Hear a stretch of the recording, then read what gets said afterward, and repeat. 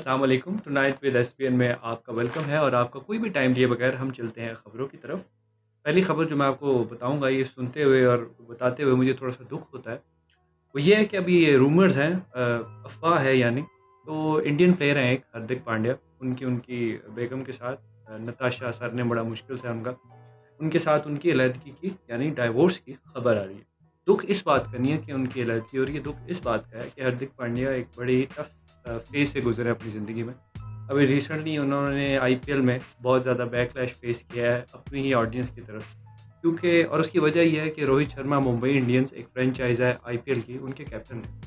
तो हार्दिक पांड्या को मुंबई इंडियंस ने दिल्ली कैपिटल से, जो एक और टीम है आईपीएल की, उधर से स्विच किया यहाँ पे मुंबई इंडियंस में और उनको कैप्टन अपॉइंट कर दिया। अब इंडियन लोग जो हैं, आपको एक बात मज़ेदार बताता हूँ कि ये लोग अपने प्लेयर्स को पूछते हैं। तो सारे रोहित शर्मा के साथ खड़े हो गए और जब भी मुंबई इंडियंस का मैच होता था तो हार्दिक पांड्या को हूट किया जाता था। बहुत सारे प्लेयर्स ने साथ भी दिया।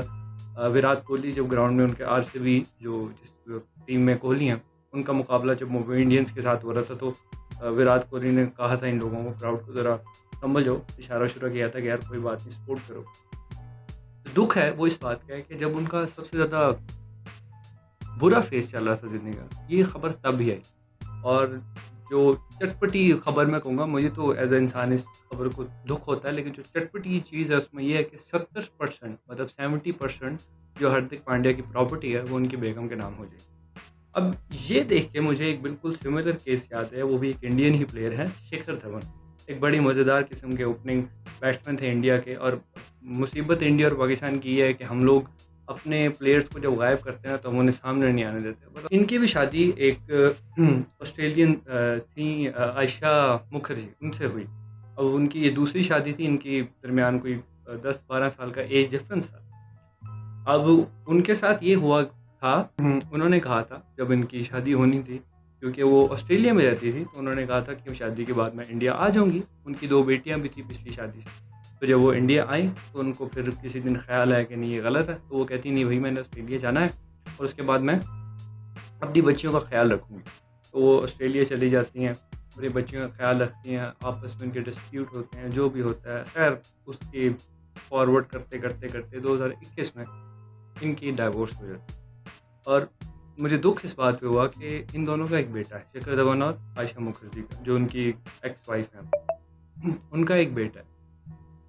शिखर धवन को अपने बेटे से मिलने की इजाज़त नहीं है। मैं आपके सामने एक इंस्टाग्राम का पोस्ट लगा रहा हूँ, जिनमें उन्होंने एक बड़ा हार्टफेल्ट सा 2023 में दिसंबर में उन्होंने पोस्ट किया था कि मेरे मुझे अपने बेटे से मिलने की, ये आप पढ़ सकते हैं, कि इजाज़त नहीं है, तो ये मेरे पास एक हर जगह से मैं ब्लॉक कर दिया गया हूँ। तो ये मेरे पास एक बहुत ही पुरानी एक वीडियो चैट की स्क्रीनशॉट है, उसको मैं आपको बर्थडे विश करने के लिए उसको यूज़ कर रहा हूँ। और एक बड़ा हार्टफेल्ट सा मैसेज किया उन्होंने, जिससे नीचे काफ़ी लोगों ने उसको सपोर्ट भी किया।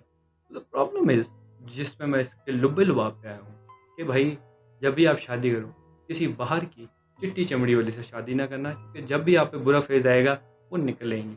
और निकलेंगी भी, ये भी नहीं, बस निकल जाएँगी। आपको कुछ हड़प-हड़प करके निकल जाएँगी। आपकी 70% प्रॉपर्टी लेके चली जाएँगी, या आपके 12-13 करोड़ लेके चली जाएँगी, क्योंकि शिखर धवन ने अपनी बेगम पे, जो उनकी एक्स वाइफ़ है, वो ऑस्ट्रेलिया में, जो खबरों में मैंने पढ़ा है, मैं नहीं जानता इनमें कितनी सदाकत है, वो कहते हैं 12 से 13 करोड़ रुपए उन्होंने उन पे इन्वेस्ट किया।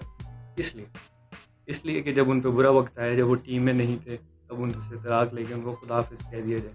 और यही हाल अब हार्दिक पांड्या का है। मुझे उम्मीद है ऐसा ना हो, मगर जो खबरें आ रही हैं वो यही हैं कि 70% इनकी प्रॉपर्टी दे दी जाएगी। हार्ड एंड प्रॉपर्टी दे दी जाएगी। ये भी वैसे अच्छा बिज़नेस है।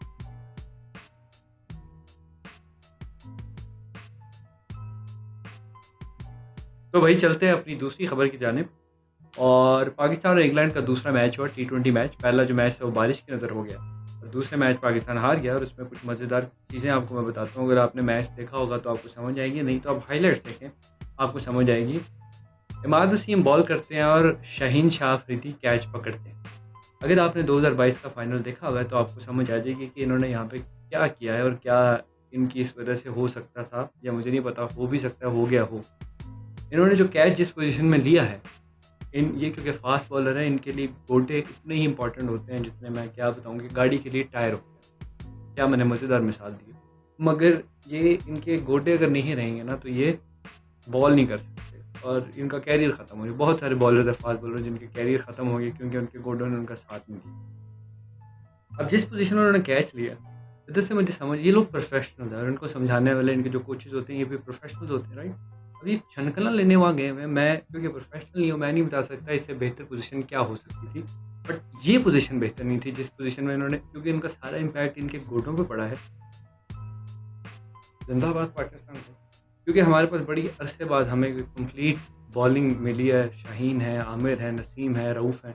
मेरे ख्याल से इस बॉलिंग के साथ हम आराम से, अगर बाबर भाई अक्लमंदी से कैप्टनसी कर दें, हम वर्ल्ड कप जीत सकते हैं। बाकी अल्लाह जानता है क्या हिसाब होता है। दूसरी बात, शेडी भाई 2021 से ये भाई परफॉर्म नहीं कर रहे। आखिरी परफॉर्मेंस जो मुझे इनकी याद है वो ये जो 5 विकेटें, 4 या 5 विकेटें इन्होंने ली थी ऑस्ट्रेलिया के खिलाफ, जो नॉकआउट मैच था 2021 में।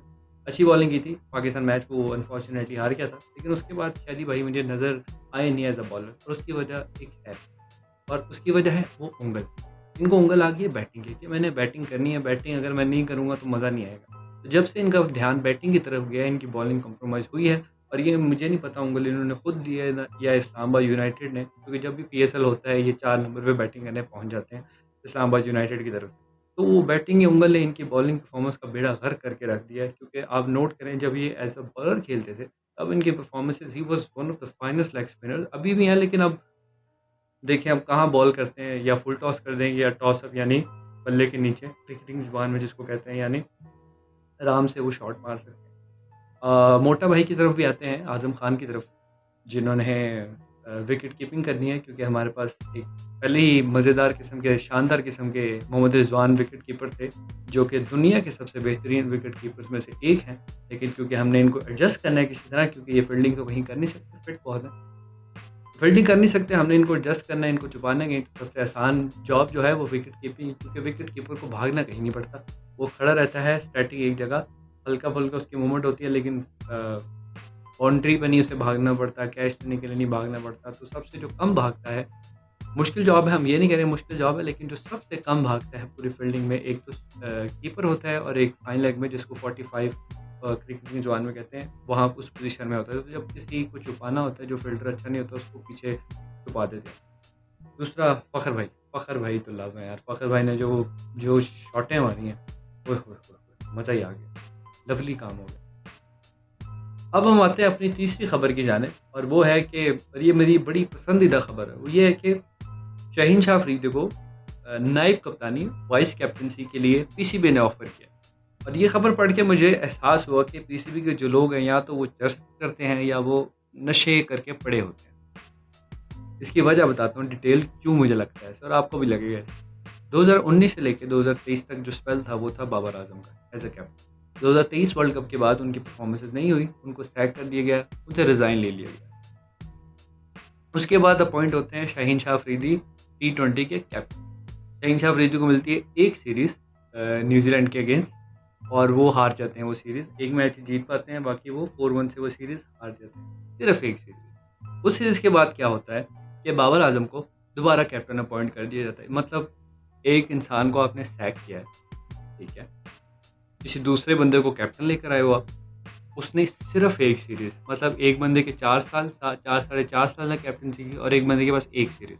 आपने एक सीरीज़ खिलाई है, उसके बाद आपने कहा नहीं भाई तुम साइड पे हो जाओ, हमने जिसको सैक करना था हम उसको वापस लेकर आते हैं, और उसको वापस ले आए।